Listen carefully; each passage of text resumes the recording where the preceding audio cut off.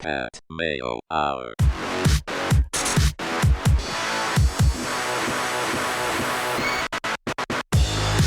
Welcome to the Pat Mayo Hour UFC 208 DraftKings picks and preview. Cody Saftic is here. Terrible picks last week. Hit and miss. Your It girl- wasn't like they were terrible. You were just like, oh, my girl Grasso, she can't lose. She's so good. I was just telling you how frustrating that was. She did nothing until the third round, and then she was all of a sudden like, oh, I should start throwing strikes. Wins the third round. Did the same thing happen to OVP? Or OSP, or whatever the hell his name is? Well, similar. He just wasn't doing anything into the third round and then won the third round. Also very frustrating. Listen, it wasn't like we had a Kimball pick, right? Where somebody goes out there and gets completely starched and scores 2.5 points. It's that the fighters that we thought might pull the trigger didn't exactly pull the trigger. Did Vic win? James Vick won. James Vick won impressively. James Vick got a third-round submission. He was even money. He was my lock of the night. So in some ways, that helped out a lot. But as far as DK went, I had a couple of GPPs that hit at the low end, finished top 350, and a couple of my cash games did come through. But whereas I'd say, yeah, we're 3 for 3 to start We're the not year. 3 for 3 with Yeah, this it's one. like maybe like a 2.5 at best. I played we'll I played the cash game lineup that you gave out on the show in like 5 50-50s and double ups. I won one of them. I'm considering that one a loser. Yep. It's a loser. Got to move on to the next. Yeah, so let's get to this. UFC 208 cash team. The cash team and the GPP team have the exact same anchor at the very top. Why? Yeah, well, you could actually switch it. We'll get to that, but we're going to start off with Wilson Hayes, especially if we're talking about the cash team to begin with. This guy's a flyweight, so I know that he's very expensive, $9,600. But what he does certainly have that most flyweights don't is that ability to finish. He has knockout power? Not so much knockout power, but he's a BJJ black belt, and Okay. he's very short, he's very stocky, but he'll close the gap on you, he'll push you against the fence, he'll get the takedowns. As soon as he gets the takedown, he really likes to go double underhook, shrug off to your back, take your back, flatten you out, pound you out. He'll look from the submission from there. We've seen in certain performances, somewhat durable guys like Scott Jorgensen, who is hard to submit, certainly at the very least, puts him in an arm triangle choke, chokes him out. When he's not able to submit you, if he's taking on a guy like Dustin Ortiz, who's supremely difficult to submit and just very durable guy, he'll just take you down, hold you up against the cage, change some positions, score some points, but he can out-grapple solid grapplers. I have seen him struggle at times in his career, but it certainly feels that now at 125 pounds, established, training full-time at Alliance in San Diego, he's fighting the best fights of his career. I love the way he matches up against... Who's Sasaki? Yuta, also known as Ulka Sasaki. Ulka is like a Japanese translation for like long-nosed gnome. Don't know why they would call him that. But anyways, he's super tall. He himself is a grappler. The issue is here that his only path to victory is to conceivably out-grapple a much better grappler. Now, I've seen him try to out-grapple a better grappler in his career before when he took on Leandro Issa.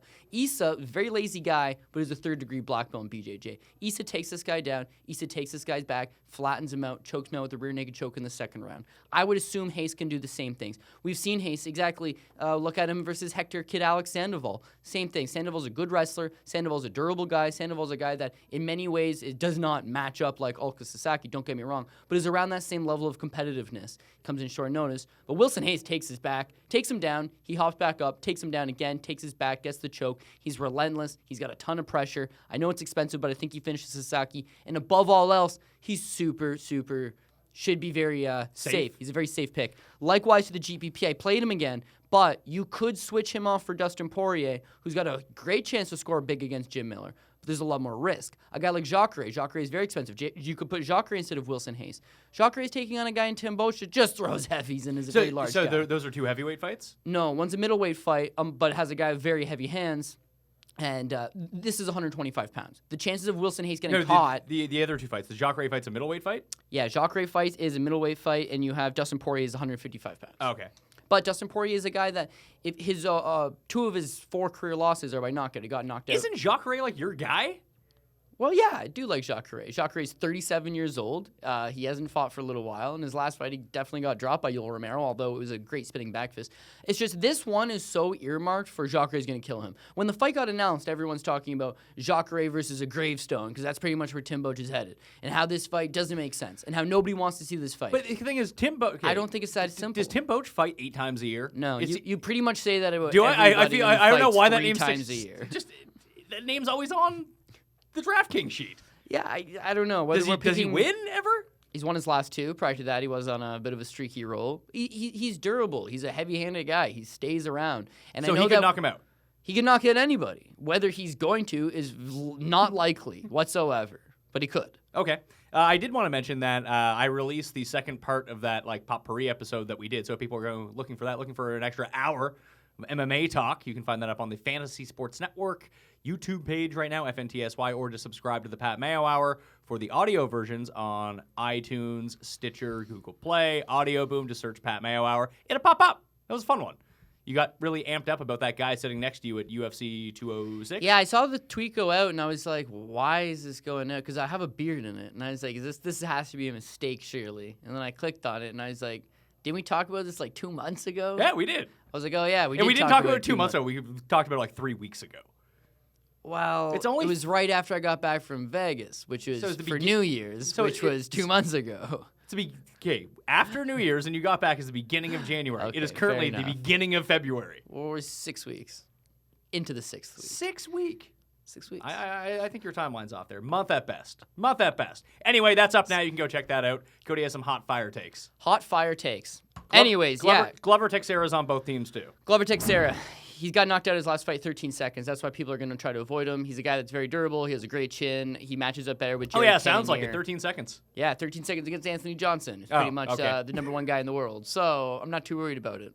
Are you saying that Cannonier is not the number one guy in the world? Well, you can't spell can without Cannonier. So, listen, he's not that he's bad, but first of all, he's from Alaska. And I know the guy that used to manage him. The guy that used to manage him tries to get all of his guys to go to the MMA lab in Phoenix. We talk about this gym all the time. It's a great gym. I didn't see it when I was there. Yeah. I heard you were golfing and at Indian Reserve casinos for the most part. I was. There you go. You can smoke wherever you want. Yeah, wherever you want. Jared Cannonier doesn't smoke, thankfully. But why not? That would give him such an edge. Remember when Big Show was in WCW and he was the Giant? To make him a bad guy, he used to come out to the ring smoking. Somebody else used to smoke too. I forget who it was. It was back before all these laws that you couldn't smoke in arenas. But if you're in Charlotte, North Carolina, people aren't going to stop you. You can smoke in that airport. I saw Ric Flair in that airport once. He gave everyone a woo! It was great. We saw Dave Chappelle live in stand-up, and he was smoking the whole time. Yeah, but then he got no one gave him a hard time. Chappelle put on 9 shows in those 4 days. We saw the first one.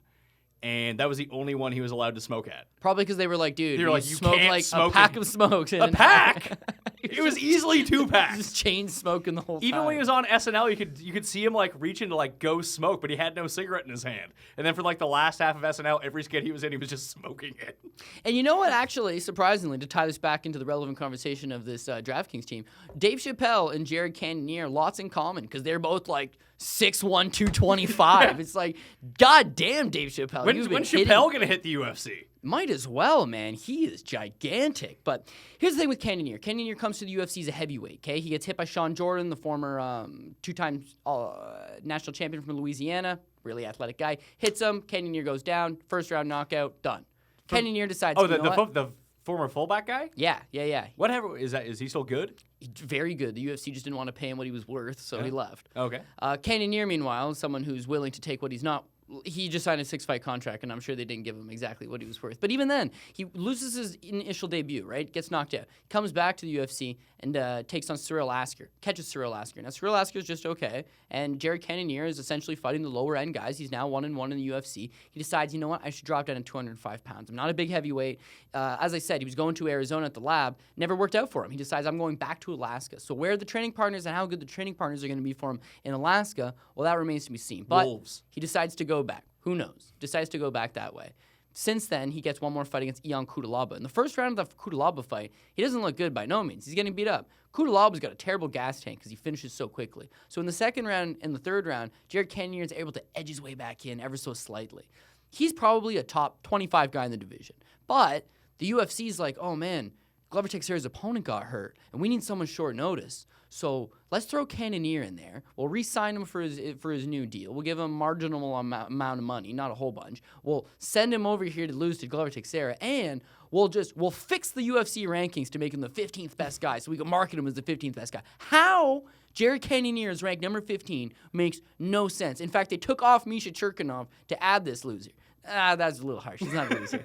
He's fun. He's exciting. He's got some skills. He could win this fight. I may be overlooking the fact that Glover's getting older. Cannonier's on his way up. Cannonier is very fast. He's very explosive. He's got great hands. If he lands on Glover Teixeira, who's to say he can't knock him out again in 13 seconds, and that would effectively kill our team. However, when you're looking at it objectively, Glover's way better on the ground. Glover's got better wrestling. Glover's got better cardio. Glover's got better gas tank. Sorry, I just said that with cardio. Better striking. Better ring IQ. Look at his fight against OSP. He knows I can stand with this guy and I can knock him out. But he decides, why take that risk? Takes him down, dominates him, submit him. I think he does the exact thing with Jared Cannonier. $8,700. He's a little cheaper than the better options. Or not the better options, but the other options that I like are more expensive than him. So for 87, I'll take that play. So what you're saying is that the difference between Glover Teixeira and like Rick Glenn isn't all that big, except for you save $200. No, there's a massive difference. Oh, so there. you don't like Rick Glenn then? No, Felipe Nova's got a black belt. He's better on the ground. He's going to push the action. He's going to try to hold Then why didn't Rick Felipe Nova make any of your teams? Because his chances of finishing are pretty much non-existent. But he's only $7,300. We don't need him to finish. We just need him to win. Yeah, and he could, but I didn't want him. Okay. Jared Brooks, you do want. Yeah, Jared Brooks, $8,100. Once again, he's taking the fight on like a week's notice. He's the world's best 115-pound fighter. 0 DraftKings points on average. Does he also get knocked out in 13 seconds every time, or is this his first fight? He took the fight on a week's notice. This is his UFC debut. Okay. He's 28-0 he's 28-1 as an amateur. He's 12-0 as a pro. He's a former high school wrestling standout, won a state championship, elected not to go to college so that he could pursue MMA full-time, only 23 years old. Yes, he's taking the fight on a week's notice. His opponent, Ian McCall, hasn't fought in 2 years. Ian McCall traditionally likes to use his speed and his wrestling to break opponents. Brooks is 115 pounds normally. He's moving up to 125 here, although people say short notice. He's 23. He trains all the time. He's a super athlete. He's in the gym grinding. Not only that, he was supposed to take on London, Ontario's Malcolm Gordon next weekend. So he's getting ready for a fight anyways. His wrestling's probably as good as McCall's. McCall wrestled at a higher level collegiately, but this guy's younger and he's And faster. never went to college. He never went to college. And you know what? When people say, like, well, it would really help your wrestling game to go to college, perhaps, or maybe you can just wrestle with guys that are already finished college. Yeah, just go train with guys that are way better. Hey, LeBron never went to college. He sucks. Kevin Lee never went to college to wrestle. experience. Yeah. I see the same thing all the time. I see guys that even guys like Aaron Pico, I think he foregone his college career to just go to the Olympic Training Center and get ready. Why not? That makes sense. Right. Why not just go wrestle with all the best guys who are full-grown men, who are probably guys that I'm going to have to... So I'm not over-buying into it. I just think, you know what? This guy is the younger way of the future. If you look at Ian McCall, someone told me it was 9. I don't know it's 9, but it's certainly at least 5 or 6. He's had 5 or 6 straight fights canceled. And it could be as many as 9 straight fights canceled. So does that mean we have to watch out for him pulling out on like Friday afternoon, this fight gets canceled? Absolutely. But his opponent just pulled out. So that's the thing. It's not always him pulling out. Sometimes his opponent pulls out, but he's just cursed. Something always happens. So he was supposed to fight Neil Seery twice already, and both times something happened. This third time, Seery's out there like, okay, we're done with that matchup. We're bringing in Jared Brooks. But this guy's had every infection under the sun. He's had MRSA. He's had staph. He's been hospitalized. McCall? Yes, he's been hospitalized for not enough fluids.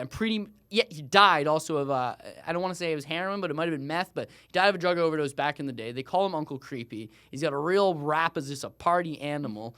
And this guy's had 2 years off. So we've seen the best of him, I believe. He's gone the distance with Demetrius Johnson. He has a draw against the current champion, Demetrius Johnson. He's fought the best guys like Joseph Benavidez. But there's no denying that he's kind of slipping ever so slightly. Maybe he's not looking as good as he was. And the last time we saw him, people will say, didn't look that bad against John Lineker. That was 2 years ago, 2 full years ago. So you're going to give me the kid who's just been developing that entire time against the guy whose body is 100% broken down. I'm going to have to slice. One guy's got way more experience, don't get me wrong, way more experience. But even if he has his best day and he wins this fight, not putting away Brooks. Really don't think he's putting away Brooks. So like you were saying earlier with Felipe Nova, we don't need him to finish. We just need him to not lose. Brooks in many ways is not going to get finished, and we need him to just win. Finishing McCall would be one hell of a feather in your cap. I don't see that happening. But I do see many possibilities of him getting this decision, working him, scoring me 65, 70 points. Hence why he's on the cash team, not the GPP team. Absolutely. You have Holly Holm on both, though.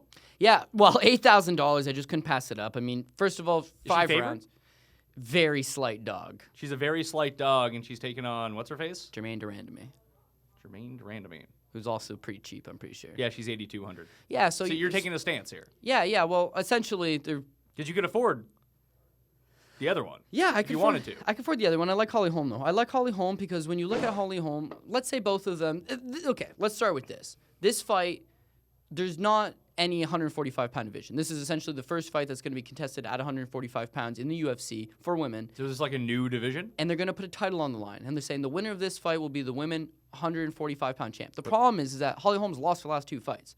How much does Cyborg weigh? 145 pounds. However... So she would be the champ if she wasn't suspended?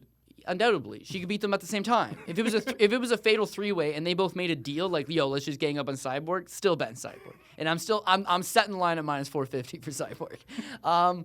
The problem is this division was created for Cyborg. They were like, you know what? We're going to make a division. We're going to bring in some girls. We're going to try to thicken it up. And then there's a lot of intrigue on Cyborg, obviously. So maybe we can make some intrigue, sell some pay-per-views. Great. She tests positive for steroids again. Well, she got flagged for, I believe it was a diuretic, but let's just classify it all as a red flag for USADA. So she's out for conceivably the next year because this is the second time that she's been red flagged for a banned substance. I'm thinking she's done for at least 2 years. And even then, she's so big now that she says she has trouble making 145. So she's not coming back. So now you have this division where it's like, well, let's just put the number 2, 3 girls against each other. They're both girls that were competing at 135 and didn't really have all that many problems competing at 135. If this fight was a bantamweight fight, the way it probably should be, this is not even a number 1 contender fight. This is not even the number 2 and 3 girl in the world. The winner of this fight would not go fight Amanda Nunes. Shevchenko's still ranked higher. Shevchenko just beat Holly Holm. Nunes beat Jermaine Durandamy. But we're going to put a title fight at 145. Makes no sense. Okay, so now that I got that off my chest, the second issue here is that people are looking at they're looking at Holly Holm. They're saying, you know what? This girl was never really all that good. She beat Raquel Pennington on a split. She beat Marion Renault. Wasn't all that impressive. She beat Ronda Rousey, and we thought she was so good, but Ronda's just really bad. First of all, don't discredit Holly Holm for what she did, but let's just say maybe it was a fluke. Maybe say Ronda wasn't all that good. She goes 5 rounds with Tate in a fight that she's winning until the 5th and gets caught, and she went 5 rounds with Shevchenko, in which she lost every round. But regardless, Shevchenko's probably the number 1 or 2, likely 2, but if she wins, she would be the number 1 girl in the world. So she's fighting the best of the best. Whether she's winning or she's losing, just between Ronda and Pennington and the aforementioned Tate and Shevchenko, those are 4 of the 6 best women, 4 of the 10 best women. When you look at Jermaine Durandamy, her wins are over Larissa Pacheco, a 21-year-old who never won a fight in the UFC and then got cut. Anna Elmos, never won a UFC fight and then retired. Julie Kedzie, she got a split decision over Julie Kedzie, who retired right after. None of the girls that she's ever beaten are still in the UFC. So how can you look at tape on her and be like, she's going to be hot at home? I don't see it. Then people will be like, well, she's 47-0 as a pro kickboxer. Okay, can you find any of that tape? No. So she's so good. People say she's the Michael Jordan of women's kickboxing. Well, then why has nobody bothered to film her and upload it to YouTube? Don't you think that the greatest of all time would probably have some footage out there? Well, she knocked out a man one time. Well, who is the man, right? You're telling me? Yeah. She knocked out We're talking about Cyborg beating 2 people at the same time. 3-way kickboxing. She kicked our ass at the same time. 100%. They call her the Iron Lady. Great name. So she's Margaret Thatcher. Margaret Thatcher's a bad person. They call her the Iron Lady. What, Union Buster, Margaret Thatcher. That's true. However, she goes on record recently and says, you know what? I'm thinking about changing my nickname. I want to be the Dream Chaser. No, you don't. You want to be the dream catcher. Yeah, you want to be right? the dream catcher. People who chase dreams are no good for nothing. As someone, and this is the spot you're in here. You're challenging for a world title. It's a dream, and you're chasing it. As someone who just spent 3 days on an Indian reserve on a casino, a lot of dream catchers around. Oh yeah, you want to have the dream catcher. Yeah, absolutely. You don't want to be a dream chaser. That's terrible. No, I know. And you can't change your own nickname. Someone has to give you a nickname. Yeah, it's strange, but she's all about just like live your dreams and like you don't want to die with or you want to die with memories, not regrets and this kind of stuff. Well, when it's you die, okay. it doesn't matter anymore. Yeah, all well and good. Now, here's the last thing that has to be said here. You've got a girl who's a former kickboxing champion. Regardless of I can't study tape on it, I'll take their word for it. She's a kickboxing champion. Nobody wins 47 anything in a row without being good at it. Clearly, she's good. What we've seen in the UFC, she's good. She's got big leg kicks. She's got big knees. She's very long, 5'9". 5'9" in her last fight, she takes on Anna Elmos. Anna Elmos is 5'3". So that size, she destroys Elmos. Holmes tall though, isn't she? Holmes 5'8". So people are going to look back at these prior performances and be like, geez, Jermaine does what I think Holmes doesn't do well. Holm doesn't want to get into the pocket. She wants to hit and get the hell out of there. That's how she fights. She fights on her bicycle for the most part. Against Ronda Rousey physically ran forward at her the entire time. It's a little bit different. But for the most part, she lets you come at her. She dances around. She wants to counter on you. That's just kind of how she fights. Against Jermaine, who's really good at kickboxing, she can use the leg kick to slow her down. She can stand in the pocket with you. She's got a longer range. And if you're going punch for punch, Holly's last fight against Valentina was more than willing to go punch for punch. Holly Holm was not. She would throw halfway and try to get out of there because you didn't want to get hit. Jermaine pretty much is down to go punch for punch with you. And for that reason, she throws heavier. I can see why people are on to Randamy. But Randamy's never been 5 rounds. Where we've seen Holly Holm was winning in a 5-rounder against Tate and then did go 5 rounds against Shevchenko. So cardio you got to give to her. Also, when Holm's on the ground, people are like, oh, fish out of water. How is she a fish out of water out on the ground? Tate caught her, yes. But that being said, she survived until the 5th. That whole second round that Tate was mauling her on the ground, she survived the whole time. She made a mistake in the 5th, don't get me wrong, but she's worked a lot of time in her wrestling, a lot of time in her ground game. She took Ronda Rousey down in that fight, and Ronda Rousey's this judo bronze medalist. This can't take Ronda down. No, Holly Holm goes in there and is able to exploit her. She's good. Far better than Durandamy's on the ground. So if Holm just tells herself, don't go in there and strike. Just because you're a boxer and she's a kickboxer, this doesn't have to be a striker versus striker. Go in there and take her down. Your last number of camps, when you're fighting Ronda, they're going to tell you, Holly, she's going to try to take you down, so watch out for that. When you're taking on Miesha Tate, Holly, she's going to try to take you down. Work for that. She's working on that. With Jermaine, surely they're telling her the same thing, but the way the UFC matches her up with, here's a girl that can't take you down, and you're just going to kill her. So I think a lot of people are just looking at the last couple fights, and they're saying, I'm going to go Jermaine Durandamy. I got Holm. If it goes 5 rounds, Holm should be able to score me at least 75 points with the victory and just work her for 5 rounds. But if Holm decides to go in there and flip the switch, just score a takedown, I see no reason why Holly Holm can't finish her on the ground. Bilal Muhammad. Bilal Muhammad might be in for a rough one. He got flat starched, knocked out 2 months ago. So I believe we had him on the team that. Yeah, we've played him a couple times. I really do like... No. We played against him. His last fight against Vicente Luque, 100% had Vicente Luque, because that's my guy. But Bilal Muhammad is a very tough guy. I actually thought Luque would get the win, but didn't think he'd knock him out in the first round. And that's the issue with Bilal Muhammad, is that he comes to the UFC, he's undefeated, he's, world of potential. But in his debut fight against Alan Jouban, it becomes really clear that he doesn't really move his head, so he's very susceptible to just getting hit. Alan Jouban drops him a couple times, but he survives. He looks good in the 3rd round, and even though he lost, stock goes up a little bit, and that fight was during Ramadan, so it's just like, oh man, that's an excuse for him. He's probably dehydrated. He's not built an excuse. Well, it's not. To be honest, although it's a legitimate reason. Yeah, but he's cutting weight anyway.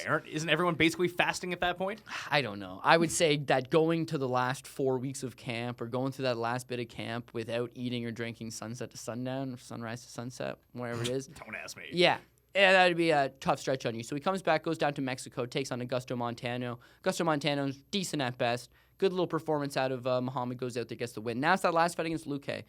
Yeah, I thought he'd lose, but once again, I didn't think he'd get caught like that and knocked out. I've seen him get dropped against Jouban, but I've never seen him get clear knocked out. But now you have, and we're taking him anyway. Yeah, and now he's 2 months later, so it's like, okay, well, the first thing he's got going for him is that he's, $7,800, and then he's taking on Randy Brown. The thing with Randy Brown is that I don't think Randy Brown has the concussive knockout power to get Bilal Muhammad down, to get Bilal Muhammad hurt. When you look at a guy like Jouban, his striking's very, very crisp, very, very accurate, very, very on point, and he's a very powerful guy. When you look at Vicente Luque, you can make all these same assessments for Vicente Luque. Very good striker. It's not that Randy Brown isn't a good striker, it's that he's very tall, he's very lanky, he doesn't generate a whole lot of power. He would want to just chip away at you. His best path to victory, despite finishing Brian Camosi's last time out, is just outpoint you over the course of 3 rounds. And I think that's a terrible way to fight a guy like Bilal Muhammad. You either need to drop him and take him out right away, or you're getting dropped, or he's going to work his way back into it. Now, I was originally going to put Bilal Muhammad maybe on a GPP as well, but one, there's some risk there. It doesn't matter because it's a GPP, but I'm not certain that he goes out there and gets that finish. Okay. And for GPP, certainly this time around, we'll talk to it when we get there. We're going big on the GPP. I like Bilal Muhammad for the cash game. All right. Nick Lentz finishes off the team 7,400. Yeah, you could definitely take somebody other than that. You got $400 left over on the team. There was someone here. Yeah. And I just saw it blowing up on Twitter. I wish I knew who it was. I wish I knew more about this. But people were freaking out that someone was super cheap that was like a favorite. Someone was super cheap. Or it's someone that like the odds aren't out yet for them. Oh, yeah, Justin Willis. Justin Willis? Mm-hmm. Should he be on the team? Yeah, here's the thing. I was going to work him on to my GPP. He's only $7,400. He's super cheap. Here's the thing. $7,600. Yeah, $7,600. He's super cheap. Here's his issue. His issue is taking the fight on 1 week's notice, right? And he's a former defensive tackle for San Jose State Spartans. Okay. A D1 team. Yep. I checked their alumni. They've graduated a whole bunch of good people, a bunch of Olympians and whatnot. Anyways, regardless of that, it wasn't like he was a star. He only played like 4 games. Was there for 3 years. Doesn't matter. He's listed on their official website as being 6'1", 290. He's 290? 290. He's listed on the UFC's website as being 6'3", 290. And they got him as 265 because that's their weight class. Tapology, SureDog, he fluctuates, right? When you look at his actual MMA career, he's 4-1. His last fight, he made 265 because it was World Series of Fighting. It was a fight that was in America. Therefore, he had to make 265. Prior to that, he was largely fighting in Japan where they allowed him to clock in at 288. So he walks around at 288, 290. So now they could tell this guy on a week's notice. And I know I said the same thing last week with that Vulcan guy. Oh, he's got to cut 35 pounds. And you know what? He won. He shouldn't have won. Close fight. And I don't know what the hell it was he was thinking. But there's no doubt that guy didn't look good either, man. And I would expect if you got Justin Willis and they're like, hey, man, what do you weigh right now? And you were like, shit, I'm dieting right now. I'm only 380. You're still going to have to cut a substantial amount of weight to get down. Now, the second part is you do come down. It's like, okay, you've taken the fight on a week's notice, so where his skills are at, I don't know. Second of all, this guy does not fight very often. He's got 5 fights in his career, and he's been fighting professionally for, I think, a little over 3 years. So 5 fights in 3 years. He normally goes to Japan for this promotion called the Inoki Jerome Federation, right? IGF. Now, their thing is it's half pro wrestling and half MMA, and they love freak show fights. Okay. And you know what they love in freak show fights? 6'1", 300-pound guys who are former college athletes who come over and do the do.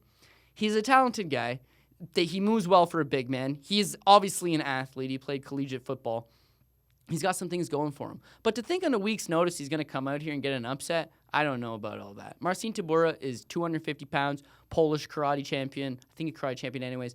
He moves extremely well as well. In his last fight, he landed a head kick knockout of Victor Pesta. How often do we have these conversations we talk about guys who are 250 pounds landing head kicks? None. But that's something that this man can do, Marcin Tybura. As I mentioned, Polish. Who are the toughest guys that fight in the UFC? Polish guys, people. You know, they've had so many hardships that they are unwilling to be broken by no stretch of the imagination. So I thought to myself, you know what? On a GPP, I would take this Willis guy because he's super cheap. He has a chance to just pull that upset. But even if he goes out there and he pulls the upset, you know what he's going to do? He's going to lean his 300 pounds on Tybura against the cage for 3 rounds. Probably not score a whole lot. But for his price point, getting a win is not going to do you well on a GPP. Could do you good on a cash game, but that's way too much risk to take on a cash game. So I said, I'm going to take Tybura because you know what? 300 pounds is going to get real tired after 5 minutes. He does not have a full camp. He's taking a guy that has gotten a full camp and has gotten ready for this. Tybura was even a guy that was trained for 5 rounds at one point to take on Derek Lewis. His cardio is good. His striking ability is good. His fight IQ is good. And now that he's third fight in the UFC, you learn stuff. Your first fight in the UFC, you're never going to look your best, and he did. His second fight in the UFC, he looked infinitely better, and I liked it. Now he's getting his third fight in the UFC versus Willis, who's making his debut on a week's notice, has cut all this weight, a lot of pressure, has never fought anybody of this level, really. Julio Cudolino, his biggest win? Come on, give me a break. I would have to say that this is going to have to favor the Polish fighter, Marcin Tybura. However, if you're going to play multiple teams and you're looking for a punt, yeah, Willis is not a bad play. So for the GPP team, you went with Tybura, you have Wilson, you have Glover, you have Holly Holm, and you have Derek Brunson. Yeah, this team's going big or going home. This is first place or last place? No, it's first place or 10th place. It'll do good either way. Listen, Wilson Hayes, and like I said, you can take on this particular one, and I'm gonna explain myself here. You can't take Jacare on this particular one. I don't mind Jacare, but you're either gonna have to take Wilson Hayes, or you could switch him out and you could go with Dustin Poirier. Well, you can't take Jacare because you pick Tim Bosch. That's exactly it. And that's why we're allowed to afford pretty much whatever else we want. So you have $100 left over. So if you do want to get rid of Hayes, Hayes is the most expensive guy. Yeah, you can afford anyone else. Anybody you want, even if there was no money left over. You know what Yeah. I mean? Everybody else is conceivably cheaper than him. You can't go Jacare because you went Boach. But here's what we're going to do. Wilson Hayes. And like I said, you could go Dustin Poirier. The only thing I'm thinking here is Dustin Poirier might go out there and just beat the crap out of Jim Miller, who's very, very durable. And maybe he finishes him late. Maybe he goes to decision. Wilson Hayes, meanwhile, a lot of people are really heavy on this under 2.5 rounds. His last couple fights, he's shown a propensity to just push a really quick pace. And against Ulka Sasaki, he's got to rely on his grappling to beat you. If that's not on the floor on the table for him, he's getting So eaten we've up. heard about that. We've heard about Glover. We've heard about Tybura. Glover can finish the fight wherever. Yeah. Marcin Tybura can definitely finish the fight, and it's probably going to be standing with strikes. Derek Brunson's last 5 fights have ended in the first round. Last 5 fights. How many has he won? 4 of them. Okay. Right? He lost his last fight. Now, here's the thing with him. He's going to go out there. He's going to put pressure on you. He's going to try to knock you out as fast as he possibly He's can. fighting Anderson Silva? Yes. And I thought about taking Anderson Silva. I really did. $7,900, I was like, I could put this on a GPP. That's what we're here for, GPPs. Does Anderson Silva have a chance? Yes. But when you look at Derek Brunson at 83, he's not even really all that much more expensive. He's got a much better ground game. The thing with Anderson is that even if he's old, and he's got a bad tendency to get hit these days. But even when he's not getting knocked down, people will be like, well, Chris Weidman knocked him out. It's not even when he's not getting knocked out. It's that the rematch with Chris Weidman. It's a short shot in like a single tie clinch, like a single under collar tie clinch. Anyways, he gets hit with the shot. He goes down. He does survive, but he ends up breaking his leg in it. You look at that was one where he broke his leg? Yeah, that's the second fight. You take it to the Michael Bisping fight, same thing. He gets caught with a short shot. He goes down. You can catch this guy. You can put him down. It's whether you can finish him and knock him out for good when he is down. Well, that's still a question. But with Brunson goes out there and throws as many punches as possible. Silva likes a slower pace. He's an older guy now. He wants to have a pretty fight with you. He wants to exchange martial arts and exchange skills. Brunson just wants to fight. He wants to go in and throw 50 punches, and if you go down within those 50 punches, then he's the victor. If you don't go down within those 50 punches, you might be able to catch him with something and put him down. Would it be worth, if you were playing multiple lineups, just to switch the two? Take Brunson off, put Silva on. If you're playing multiple lineups, for sure. But even, like I said, he's 4-1 in his last 5. They've all ended in the first round. That last one against Robert Whittaker, he drops Robert Whittaker. He hurts Robert Whittaker. Whittaker survives. Whittaker knocks him out. Anderson Silva goes in that same position. He doesn't survive.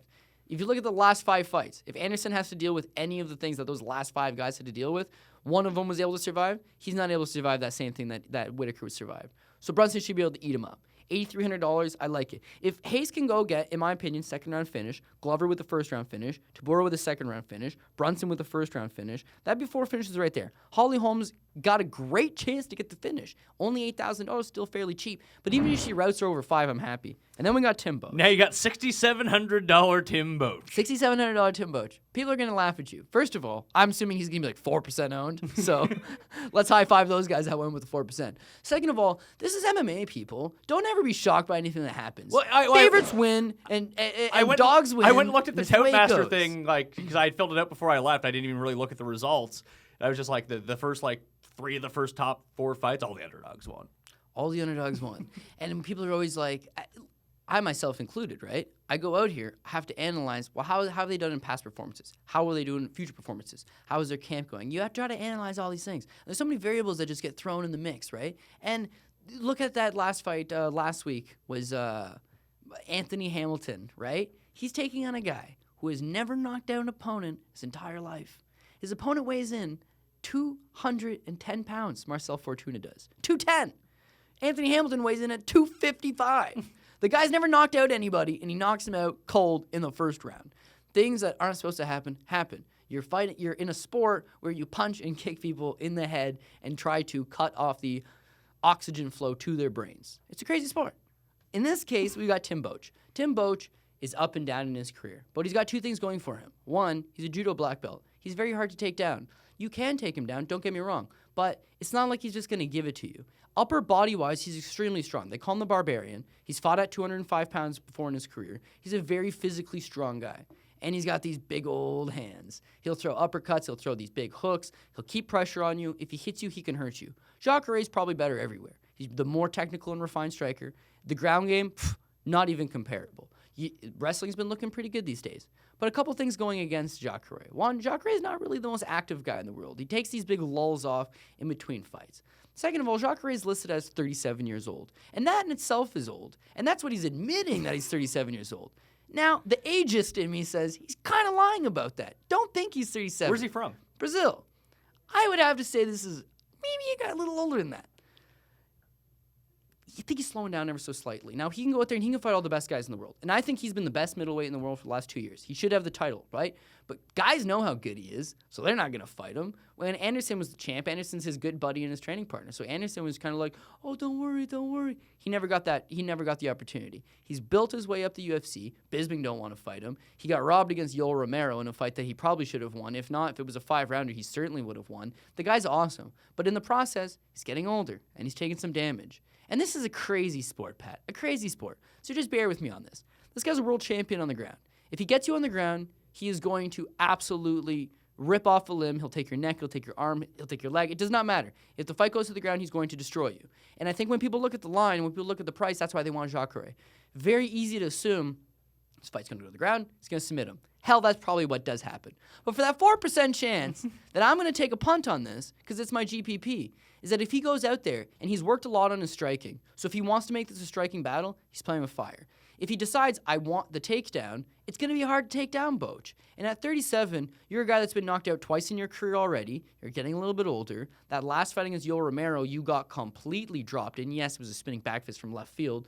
But there's no denying that in a crazy sport like MMA, where dogs can win, you got to have the right style.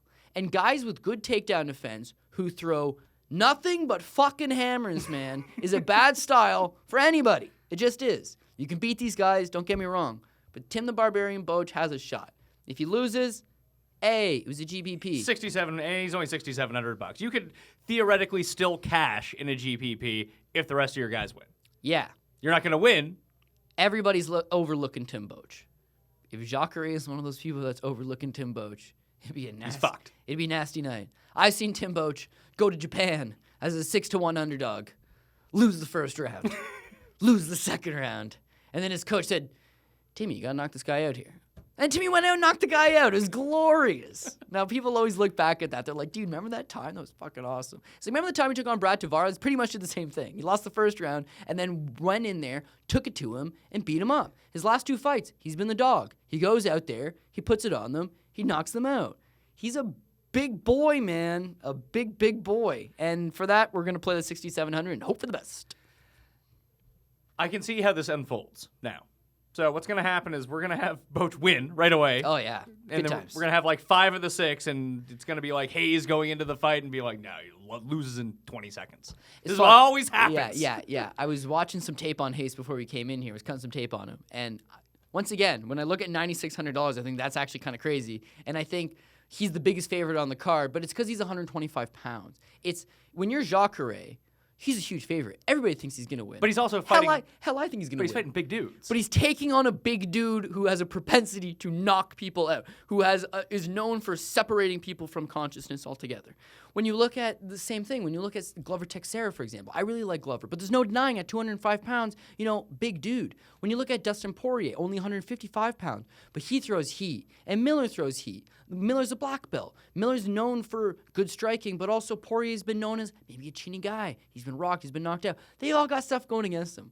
Wilson Hayes cannot be finished, will not be finished. And it's very important to note that Wilson Hayes used to be one of my favorite fighters back in the day when he was a world champion at 140 pounds, okay? It was a weight class that no longer exists, and he was the champion for Show XC, later brought into Elite XC. Love this guy. Goes on a Bellator, great. He now fights at 125. When you see him, he's only like 5'4". Oh my God, he's a little fire hydrant. Just jacked. When you look at Yuta Sasaki, the audience won't get this reference, but he looks like Asian Ryan Donnelly. He's real tall, real skinny, and probably going to get tossed around in this particular spot. So I do like Wilson Hayes, and hopefully that's not the one that screws it. If I'm looking at this right now, the one guy that could screw it is Nick Lentz on the cash game, but it's $7,400. Not it's the a end of cash the world. game. If he does lose, I don't see him getting finished. And he's a wrestler. It's wrestler. Lots of scrambles, lots of transitions. He's got a nasty front headlock. He's got a good guillotine choke. His hands are improving. He'll score me 25, 30, 40 points maybe at best in a loss. I don't want him to lose, but even if he does lose, not the end of the world. Cody Saftic, check him out every week on the Fight Network, where you're doing everything these days. Yeah. Well, it's been good, man. Making your picks. I saw you got in the graphic with Ramdean, Robin, and Pollock. Went 4 for 4, and then the next week, no invitation on the graphic. Oh, so they're getting mad. You're upstaging them. Upstaging them. But I think I'm back on UFC 209, so not this card, not Halifax the week after, but UFC. That's because you and I are going to Halifax, going to watch it. That's right. Go down. Hang out with Catfish Baby. Local celebrity, Pat Mayo, being like, hey, I'm back. Man, you couldn't even get that band, that cover band to play. Is it the Melatones. Sooners? The Melatones. Why do I always get the name They're wrong? too expensive. If they were there, they'd be. I don't know if they're going to be there. If they're there, bigger stars, no doubt. Bigger stars. Because I can't be charging $10,000 just to show up somewhere. Yeah, but are they big enough stars that if they just, let's say they just went to the UFC, I'm sure they could get comp tickets. I'm not saying are they that kind of stars, but would the UFC pan to the crowd and be like, oh, it's the Melatones? It depends on how hurting they are for people in the crowd. I can assure you Leo's not going to be there available to pan to. I just can't. I don't know who would be there in Halifax. Like, That's the thing. they might be the biggest stars there. See, in Vegas... And they play once a week at a dingy bar. And they play cover music. Then why would they charge $10,000? Because they're really good. I And there's like 12 of them. So, okay, so it's like less than $1,000 each. Yeah. There's a lot of them. It's like Yeah, a brass band. They got the saxophone guy. Very fun to watch. Anyway. Okay, would the first line on... Oh, wait, the Moose Jaws are not a team anymore, are they? Moose Heads. The Moose Heads. They're not a team anymore, are they? Yeah, they're. Are they? They won the Memorial Cup a few years ago. Are they more popular than the Melatones? Oh, yes. So if the UFC was like, oh, here's a bunch of guys on an AHL team. No, it's a junior team, so I don't even know if they're old enough to go. Do you have to be like a certain age to go to UFC? I'm going to say no. In fact, when I was in Vegas, the answer was certainly no. Okay. But some states, some venues, they'll just be like, if we're serving alcohol in you the can't venue, be there? well, you got to be 19. Yeah. I would imagine that's the same thing. I don't know. Most of the guys on the Moose Heads, not 19. Mm-hmm. I had a degenerate buddy who played in the Quebec juniors, and he was 18, and everyone else was like 16. He was like one of their 2 allowed overagers. Man, they kicked him off the team. Just bad influence. Bad influence on everyone? Real bad influence. Cody Saftic, check him out on Twitter at CJ Saftic and on the Fight Network on Bookie Beatdown with Hollywood Paul Shaughnessy. Oh, yeah. He's doing back-to-back shows with me tomorrow on The Bachelor and The Challenge. Yeah, he's really fired up. He should be. He's got hot takes, I hear. Hot takes. Is that girl on The Bachelor putting whipped cream all over her chest? She's still on? Oh, yeah. She's still alive. All right. So it's worth watching. According to her, she's making America Corinne again. So she's a crazy person. Yeah, she's nuts. Okay. Anyway, you can follow me at the PME on Twitter, and of course, subscribe to the Pat Mayo Hour on YouTube for the video version, and iTunes, Stitcher, Google Play, and Audio Boom for the audio versions, which are uncensored and uncut. Pat Mayo, good luck this week. I'll see you next time.